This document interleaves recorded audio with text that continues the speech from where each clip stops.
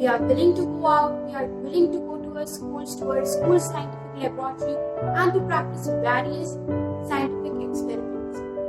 We want to creatively visualize many scientific statements. But still, as it is not safe, we are not going. But instead of developing our creativity in this golden time, what we are doing is we are gradually lacking the ones which we were having. So, do you think that this is the right thing we are doing? Definitely no.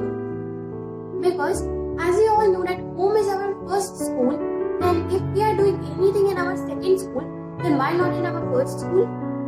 So today, I'm going to tell you many ways through which you can creatively visualize many scientific statements. So, let's get creative. So the first material which we are requiring is a lighted candle, a bowl, it should be big, a glass full of colored water. I suggest you to use colored water, and the last thing is an empty glass. Okay. So now let's move towards the experimental process. So the first thing is just place the candle in the center. Okay. So here we go.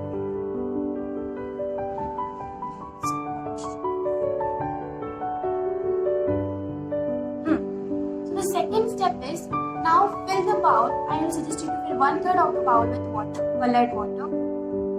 See?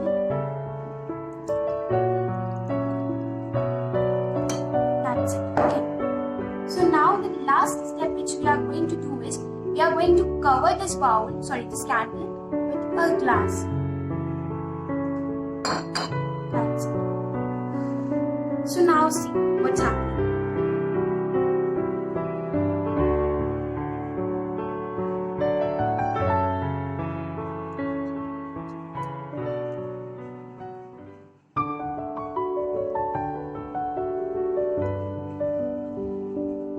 So through this activity, I can conclude two things. The first thing is that air is necessary for combustion to take place. As when the air supply inside the glass get cut off for the candle, then what happened was that the air supply got cut off, then the combustion or the candle stopped burning. Okay. Now the second thing which I could conclude is that air exerts pressure. Because when the most of the air inside the glass was taken away by the candle, then what happened? The air pressure inside the glass became very less. Then the more pressure outside the glass forced the water to enter into the glass. Okay. So let's move towards the second experiment. So in this activity, I am going to show a science magic. Okay. So for this, we are going to need two things. The first one is a lighted candle, and the second one is a thin candle, or you can even use a match. Okay. So here what I have done is I have just lighted two candles. Now just do this and do that. So if you would have observed clearly, then you would have seen that I haven't touched those two candles or even the flame together, but still it lighted up. So let's see this again. But it would be needed. See this. So before doing this, you need to do one thing, that you need to ensure that the candle has lighted for almost 30 seconds before being blown off. Okay. So let's move towards the next activity. So the third experiment is for this we are requiring vinegar. It's around 80 ml. Now a bottle. Try to have a bottle whose this portion is quite thinner. Now a balloon that is filled up with baking soda, almost 1/3. Okay. So now the next step is that just put vinegar into the bottle. I suggest you to do this somewhat carefully.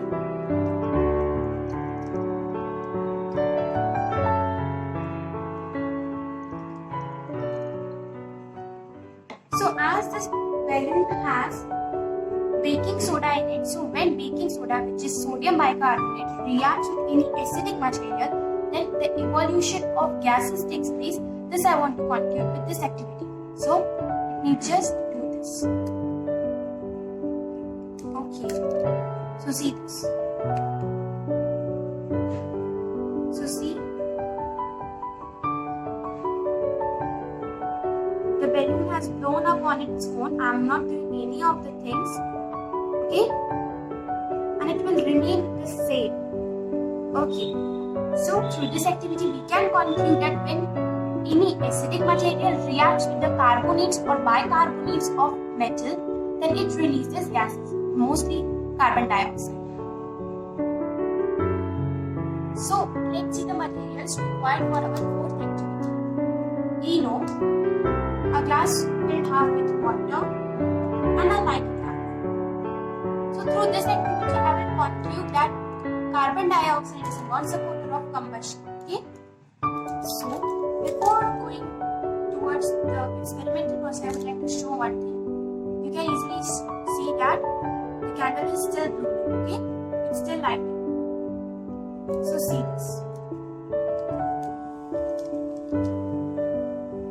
So now see, here carbon dioxide is releasing. So when carbon dioxide is released from the reaction between NO and water, carbon dioxide is released, which did this. Okay.